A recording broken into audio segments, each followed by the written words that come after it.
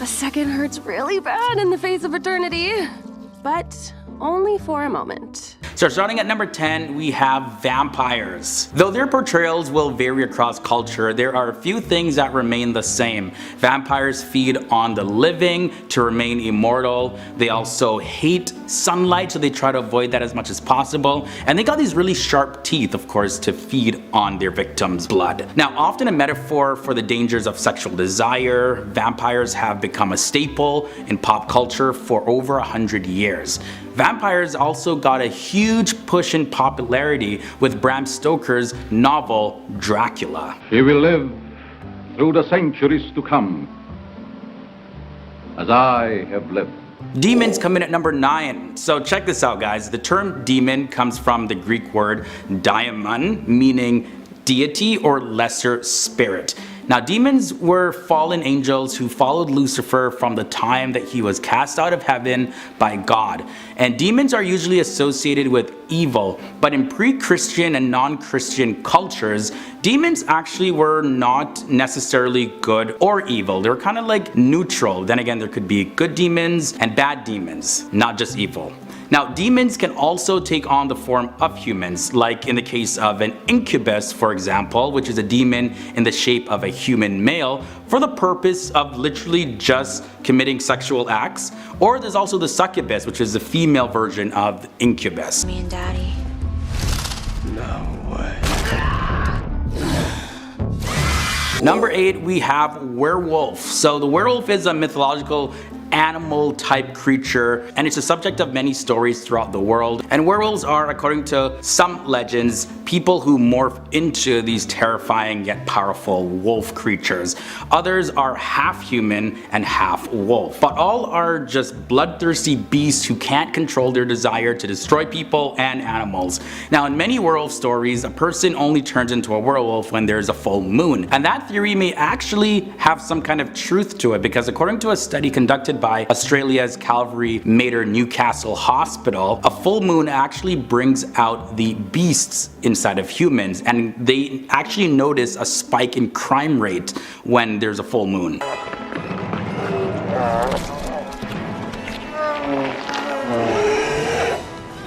Now let's look at elves. An elf is a type of human-like supernatural being in Germanic mythology and folklore. In medieval Germanic-speaking cultures, elves were seen generally to have been beings that had supernatural and magic powers, as well as they were beautiful. They were capable of either causing mischief and hindering humans in whatever they were trying to do, or they could actually support humans in doing what they have to do. In some depictions, elves are luminous beings said to be more beautiful than the sun, and humans and elves can actually inbreed and produce a half human, half elf. Humans can also apparently become elves after they die, and there was a considerable overlap between the worship of human ancestors and the worship of elves back in the day. To rise above the height of all your fathers since the days of Elendil.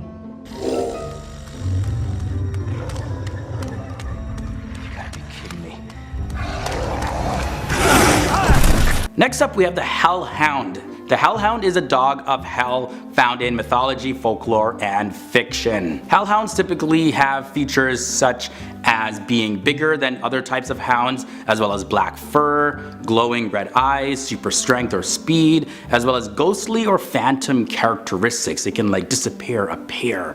And sometimes they even have the ability to talk. They're often assigned to guard the entrance of the world of the dead or undertake duties related to the afterlife or the supernatural, such as hunting down lost souls or guarding supernatural treasures. As the legend goes, if a person happens to see a hellhound 3 times, he or she will die an abrupt and unseen death.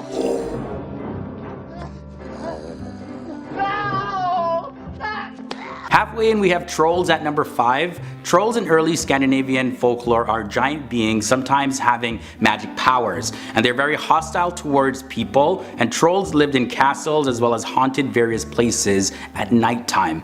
If exposed to sunlight, they burst or turn to stone. Now, in later works, trolls often were human-sized or even smaller beings, similar to dwarves or elves, and they lived in mountains or under bridges. And trolls in modern tales for stories also lived under bridges, and they would would bother travelers in various different ways. Ariel, listen to me. The human world, it's a mess. Mermaids come in at number 4. Now, mermaid, as well as the masculine term merman, they're marine creatures with the head and upper body of a human being and the tail of a fish. In European folklore, mermaids, sometimes called sirens, and mermen were beings who, like fairies, had magical and prophetic powers. They loved music and they often sang, and though they could live a very long time, they were mortal and they actually had no souls. Though sometimes they were kind, mermaids and mermen were often very dangerous to people. And to see one while you were on a ship voyage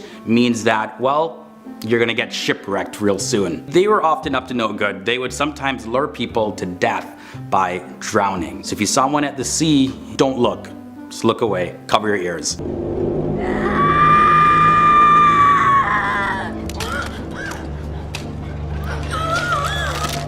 Chupacabra comes in number 3. So these chupacabras in Latin American pop culture, they're a monstrous creature that attacks animals and consumes their blood. Now the name is derived from the Spanish word chupar, meaning to suck, and cabra, meaning goat. And the chupacabra only recently joined vampires as blood-sucking creatures. Now, chupacabras were first reported in 1995. Of course, vampires go way back before then. And when the first reports of chupacabras came out in 1995 in Puerto Rico, they were blamed for attacks on goats, sheep, as well as other domestic animals, supposedly leaving uneaten carcasses that were drained of blood. Now, early reports described a creature that stood upright and resembled a large reptilian kangaroo with huge red eyes. But no actual specimens of chupacabras were ever found, and skeptics suggest that people who say that they've seen these chupacabras were probably just influenced by sci-fi movies. When they stumbled across that alleged creature of the night, called it hairless with a long snout, short front legs, and long back legs.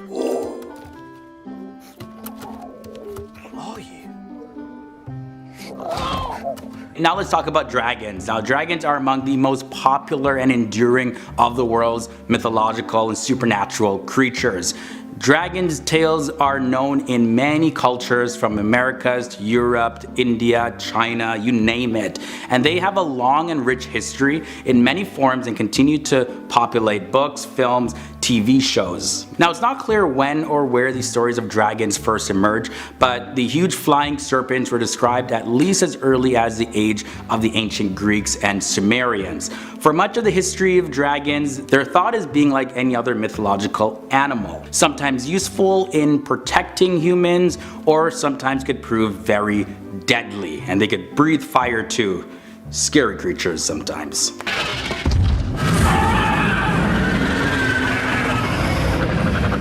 And finally, number 1, we have zombies. So the zombie are undead creatures that are frequently featured in works of horror, fiction, and film.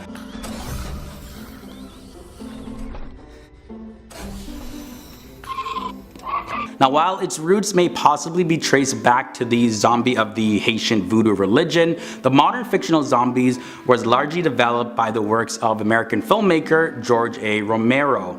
Now, zombies may be created in a variety of ways, like early depictions showed drawings from Haitian voodoo, and they often represented witchcraft as a means for reviving corpses. Now, Haitian zombies are said to be created by evil priests or sorcerers to do their bidding. Now, methods of zombification have developed in fiction, including radiation exposure. Especially one big theme in pop culture right now is the zombie apocalypse. Zombies are often depicted as these weird, half-dead looking creatures that infect people by biting them or scratching them. Then they spread their zombie genes, so that person now becomes a zombie. Which leads me to my second rule, the double tap. The supernatural belief we're going to start off this episode with is angels, coming in at number 10. Now, the Quran makes multiple mentions of angels. For the most part, Muslims believe that angels were created before humans just for the purpose of carrying out the orders of Allah. As well as these angels, they communicate with human beings. Angels are immortal beings and they're made out of light according to the religion of Islam, and some of them also have wings. They're very pure, they cannot sin, and it's believed that they have no free will and they always obey the will of God. There's also the supernatural belief of fate coming in at number 9. The qadar, meaning fate or predestination, is based on 4 things in the religion of Islam. There's knowledge, like for example, the knowledge that Allah knows what his creations are gonna do simply because he's all-knowing, he knows what's gonna happen, he sees the future. The second is writing, like for example, like Allah has written the destiny of all creatures. There's also the will, and that pretty much is that what Allah wills happens and what he does not will does not happen. Nothing happens in the heavens or on earth outside of his will. And the number 4 is creation and formation. For example, the belief is that Allah is the creator of every single thing that exists. And this of course includes people who follow the will of Allah, and they do their actions in a real sense, and he is the creator of them and of their actions. The belief of heaven comes in at number 8. So according to the Quran, Jannah is paradise, and it's a garden of everlasting bliss, and it's a home of eternal peace. Now the term paradise sometimes is used synonymous with heaven, although heaven does have other implications in the religion of Islam. Like for example, there's a belief that there are 7 heavens, like the sky is considered a heaven or outer space is considered a heaven. But for this belief, I'm referring to heaven as it relates to paradise. Muslims believe that it's really up to Allah to decide who inherits heaven or hell at the judgment. So based on how well you lived your life on earth will determine where you go. Either you go to one of the levels of heaven or not, you may end up going to hell or Jahannam, which I'm going to be talking about next. Hell is at number 7. Hell or Jahannam is the ultimate punishment for all those who do not follow the will of Allah. Now, according to Muslim theology, disbelievers in the grave, they're actually punished as well, but their punishment will continue in hell. But this time, they will be alive and fully able to experience their punishment. Hell is described as an extremely boiling hot place where there is suffering, and the suffering of these disbelievers are going to continue for as long as Allah sees fit. Now, it's said that despite the intense physical pain experienced in hell, the worst of all of the pains that are going to be felt by these disbelievers is a separation from God himself. Number 6 brings us the belief in the return of the Mahdi. Now, in Arabic, al-Mahdi means the guided one. Now, this being is sometimes referred to by Shia Muslims as Sahib al-Zaman, and that pretty much translates to the Lord of the Age. But pretty much in simple terms, the Mahdi is almost like a messiah or savior in the religion of Islam. So let me explain a little bit more. The Mahdi is someone who's going to rise up and launch an entire social transformation across the planet in order to restore as well as modify every single thing under divine guidance. So similar to other Abrahamic religions, Jews are waiting for the Messiah and Christians are waiting for the second coming of Jesus, but Muslims actually are waiting for both the Mahdi and Jesus to return, and they work hand in hand with each other. So let's continue this episode now. At number 5, we have the belief in the jinn. Now, the jinn, according to Muslim theology, were created from smokeless fire. The jinn are beings that Allah created before humankind, and the jinn, unlike angels, actually have free will, similar to human beings. So therefore, some jinns are believers and others are disbelievers. Over in the Quran, Surah 72 verses 14, it says, "And some of us, jinn, are Muslims, and some of us are disbelievers who have deviated from the right path. And whosoever has embraced Islam, then such have sought the right path." Now, we can't talk about angels and jinn without talking about the ultimate enemy, the devil. So Iblis in Islam is the personal name of the devil, which is comparable to the Jewish and Christian Satan. Now, he's a very vile creature. He's a jinn as well. And pretty much his job is to spread evil and misery across the planet. At the time of creating human beings, God ordered all the angels to bow down in obedience before Adam, the first created human. Now, Iblis, who was of the jinn, he refused to bow, claiming that he was much greater and nobler because he was made out of fire, but Adam was made out of clay. So because of this prideful act and disobeying this command from God, God cast Iblis from among the presence of the angels, but Iblis's punishment, though, is postponed until the judgment day. Iblis, aka the devil, who became the ruler of the jinn, which is also referred to as the shaitan, He tempts people, like I mentioned, and causes misery around the world. It's also held by Muslims the belief that Iblis can sometimes take on the form of humans to carry out certain tasks and even recruit followers. Witchcraft comes in at number 3, and I do gotta clarify though that this one is a little bit different because it's acknowledged by Muslims as being a real thing, but it is actually not to be practiced by Muslims. So learning witchcraft and practicing it is a sin in Islam. In Surah 2 verses 102, it goes as follows: "And they followed instead what the devils had recited during the reign of Solomon. It was not Solomon who disbelieved, but the devils disbelieved, teaching people magic and that which was revealed to the 2 angels at Babylon, Harut and Marut. But the 2 angels do not teach anyone unless they say, 'We are a trial, so do not disbelieve by practicing magic.'"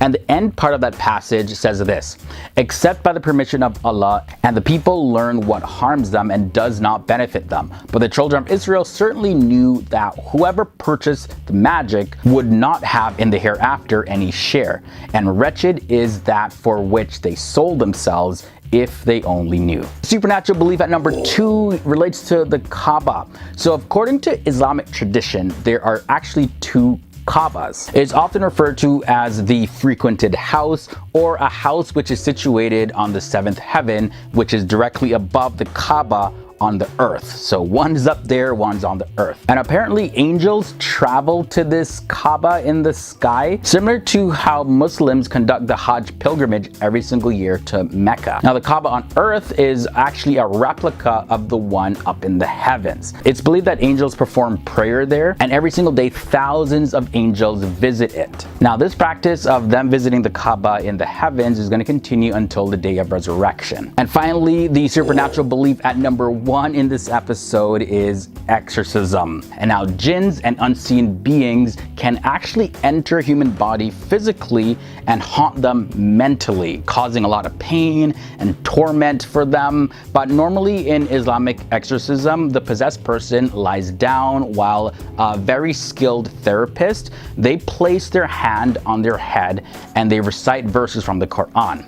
Now the azan, which is a call to prayer, is also sometimes read. And by the way, if you didn't know, exorcisms that are conducted in the religion of Islam are part of a larger body of Islamic alternative medicine called prophetic medicine. So starting off with number 10, this one was a very fascinating one. So we have the Hur'in, and these are female type beings in Islamic mythology. They're often associated with the 72 virgins referenced in the hadiths who await the devout Muslims in paradise. Now there are numerous references in the Quran describing them as purified wives and spotless virgins. Some however say that it is a mistranslation of angels, or even metaphoric for the rewards one will receive in paradise rather than being literal beings. At number 9, we have the Daba. So the Daba is referred to as the beast in the Bible, but in Islam it's generally taught that this is a creature that will appear during the end times and is one of the major signs of the day of resurrection. The role of the Daba will be to distinguish the believers from the non-believers, and this beast will light up the faces of believers, and with a ring he will stamp and darken the faces of disbelievers.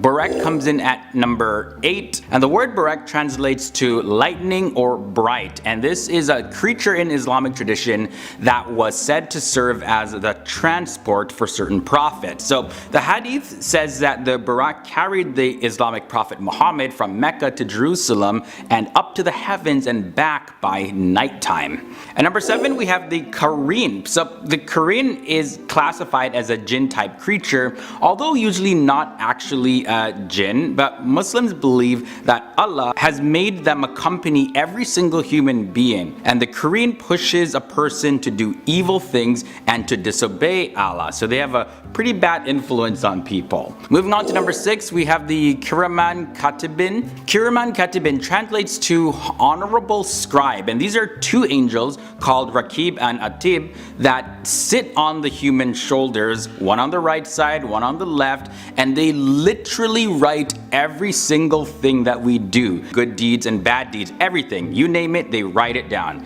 And on the day of judgment, they will present to God every single thing that they recorded a person doing. We've reached number 5, halfway in. We have the sheik. Now the sheik is a lower form of jinn, and it's a half creature, or literally only half formed, and so they look very odd. They apparently go after unsuspecting travelers, and the sheik is also able to mate with humans, and if they do that, that offspring is known as a nas, which looks very similar to a sheik, and I do not ever think I want to see one of those. Not even I think, I know I never want to see one of those. Next up we got angels. So in Islam, angels are real created beings, but they're generally not able to be seen or heard by human beings, and they are not divine or semi-divine. They're not God's associates that manage different regions of the universe. Also, they're not to be worshipped or prayed to. All angels submit to God and carry out his commands without question. Now Jibril, or angel Gabriel, is the greatest angel, and he's said to have 600 wings that cover the sky. His height stretches from heaven to earth, and he can move faster than the speed of light, as all angels can do. Oh, ghouls come in at number 3. So ghouls are a demon or monster that feed on human flesh. Ugh. You can find these living in tunnels underneath graveyards, and according to the hadith, an effective method of banishing ghouls is to actually recite lines from the Quran. These guys are vicious, they're just evil and nasty creatures. And number 2 brings us the Ifrit. An Ifrit is a powerful type of demon, and they are only mentioned once in the Quran. In Islamic scriptures, the term Ifrit is always followed by the expression of the jinn. So the Ifrit are a strong and cunning class of jinn, and they emerge as smoke from the ground and form into large winged demon creatures that bleed fire. They're from the underworld, which is a place of punishment for evildoers. And at number 1, we have Iblis. So Iblis in Islam is a personal name of the devil, which is the counterpart of the Jewish and Christian Satan. At the time of creating human beings, God ordered all the angels to bow down in obedience before Adam, the first man created. Now Iblis refused to do this, claiming that he was a much better being since he was created of fire and humans were made from clay. So for acting so prideful and disobeying God's command, God threw Iblis out of heaven, and his punishment, however, was postponed until the day of judgment. Iblis, who became the ruler of the jinn, who are also referred to as Shaitan, tempt people to do evil things.